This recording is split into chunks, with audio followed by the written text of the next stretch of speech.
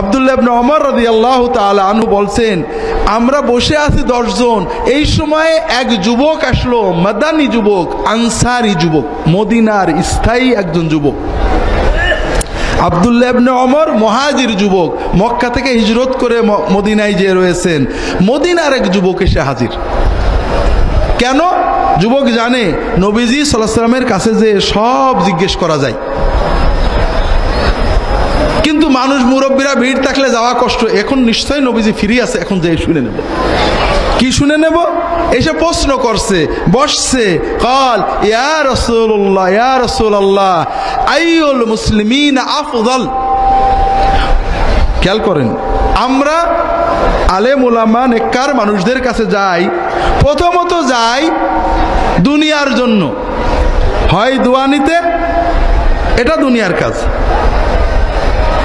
অথবা কোনো ঝগড়ার মাসলা শিখতে। সমাজে ঝগড়া হয়, ছোটখাটো খুঁটিনাটি মশলা শিখতে। আমরা খুঁজে বেড়াই কোন হুজুর আমার পক্ষে বলে। এই যুবক সাহাবী ছোটখাটো বিষয় নিয়ে আসেননি, এমন একটা প্রশ্ন করলেন যেটা ইসলামের মূল চিত্র এক কথাই তুলে ধরবে।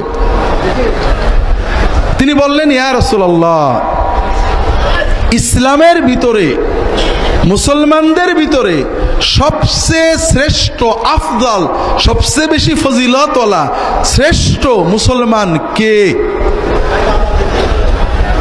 তাহলে যুবকের প্রশ্নটা কি? মুসলমানদের ভিতরে শ্রেষ্ঠ কে? আমরা কি বলবো? মুসলমানদের ভিতরে শ্রেষ্ঠ যারা রাজনীতি করেন বলে, যারা রাজনীতি মার খায়, যারা তরিকা করেন যারা তরিকা করে, যারা কয় মাদ্রাসা যারা কয় মাদ্রাসা করে, যারা রফাদাইন করে যারা রফাদাইন করে, যারা হানাফি তারা বলে যারা হানাফি তারা শ্রেষ্ঠ। আমরা ছোট ছোট খুঁটিনাটি বিষয় যেগুলো শ্রেষ্ঠত্বের প্রমাণ না, যেগুলো আল্লাহর পথে চলার প্রতিযোগিতা মাত্র, সেইগুলোকে নিয়ে আমরা ঝগড়া করি।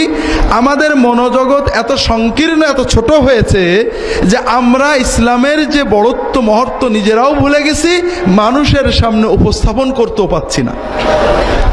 রাসূলুল্লাহ সাল্লাল্লাহু আলাইহি ওয়াসাল্লাম এগুলো কিছুই বললেন না। তিনি উত্তরে কি বললেন? মুসলমানদের ভিতরে শ্রেষ্ঠ, সবচেয়ে ফজিলত, সবচেয়ে মর্যাদা ওই মুসলমানের বেশি, আহসানুহুম আখলাকান খুলুকান। মুসলমানদের ভিতরে যার আচরণ, বিহেভিয়ার, মানুষের সাথে যার আচরণ সবচেয়ে অমায়িক, সবচেয়ে সুন্দর, ওই মুসলমান হলো মুসলিম সমাজের ভিতরে শ্রেষ্ঠ মুসলমান।